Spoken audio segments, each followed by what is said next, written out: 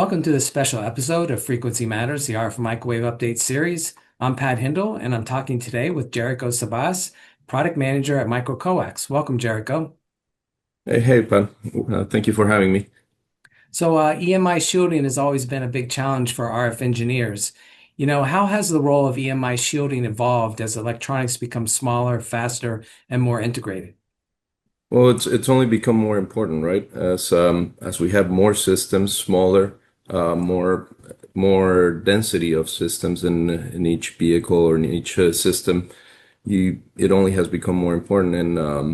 And the other challenge is that since you have more of everything, you need to save weight at the same time while achieving the performance requirements, while shielding those different interconnects or those different systems from electromagnetic interference, RFI, lightning strike, all those other signals that can damage them.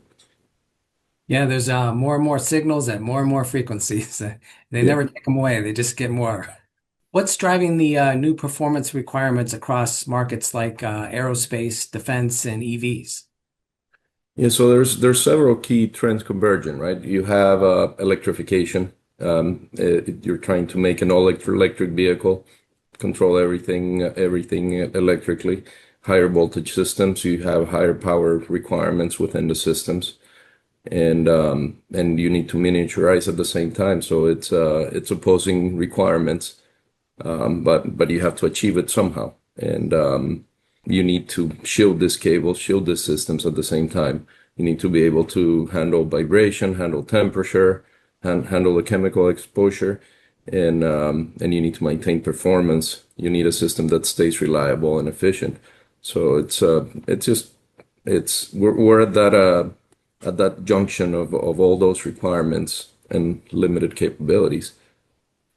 And weight always seems to come up in these conversations. How much impact does that really have? Yeah. So weight is critical, right? So it's you need to be able to meet your requirements, but you need to be able to carry your payload or carry the personnel or achieve your mission with less fuel. So that's everything that I mentioned. That's where weight comes into play. If every ounce that you save is an ounce that you can carry or an ounce of fuel that you can save in your vehicle. So yeah, weight is critical. It's as important as the performance of the system itself. And what industries are feeling these challenges the most, do you think? So clearly space, right? Space is one of the industries that values weight the most. Like they do calculations around thousands of dollars per gram saved at times in different in launch systems. Aerospace as well. You always want to carry more. You always want to go farther. So you need your flight vehicles to be able to achieve these requirements with lower weight. So in general, those are some of the more critical ones. If you go more specifically, you're dealing with smaller vehicles and eVTOLs and in UAVs that need to be able to achieve their mission with much less weight than what you were able to carry with more traditional vehicles.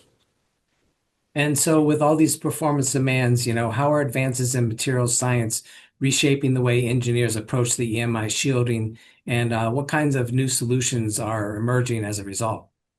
Yeah, so typically EMI shielding, when you're talking about wire and cable, what you do is you add an extra layer of metal. That's how you protect, right? That's been the quick solution, like the hammer to every nail, as you could say. But if you're using just a metallic braid, for instance, which is your simplest, your most common solution, that adds a lot of weight relative to the size of the cable, so that subtracts flexibility. Honestly, it's not as good at EMI shielding because there are a lot of gaps. And if you're operating in a higher frequency range, those gaps are still allowing leakage of signals in there. There are other solutions that are made with lighter weight materials. For instance, Micro-Coax manufactures a braid material or a composite material called Arcon, which is Kevlar plated with metals such as silver or and nickel, and we offer that product as a braid, or we offer it also as a fiber, depending on how you want to use it as a fiber. But for shielding purposes, you can apply it as a braid with savings in weight of up to 80% compared to equivalently sized copper braids, with much better coverage, so results in better EMI shielding as well. So that's just an example. There may be other technologies out there, but that's the one that we work with. Yeah, I've been very impressed. It's very flexible. It has a tight weave, so it really shields it well. So you get Yeah, everything one type of material, plus it's light. yeah, yeah, absolutely. So as the technology continues to advance, where do you see EMI shielding heading next? Yep. So it's the same message. We just see it evolving and growing, right? Some of the things that you see, there's composite airframes are no longer a new thing, that they're just the norm, and you need more and more EMI shielding for those because you don't really have a Faraday cage as effective a Faraday cage as you would get with a metal airframe. So you need to use shielding for all your harnesses and cables in those situations, and you need to do it without sacrificing as much weight. So, for instance, using our blended arc and braid, you can achieve that. You can achieve lightning strike protection for such vehicles and not sacrifice as much weight. In terms of EMI, like we said, we're going to have more and more density of systems in each aircraft, so we're only going to need to shield them better, and you need to be able to achieve it without adding too much weight to the system.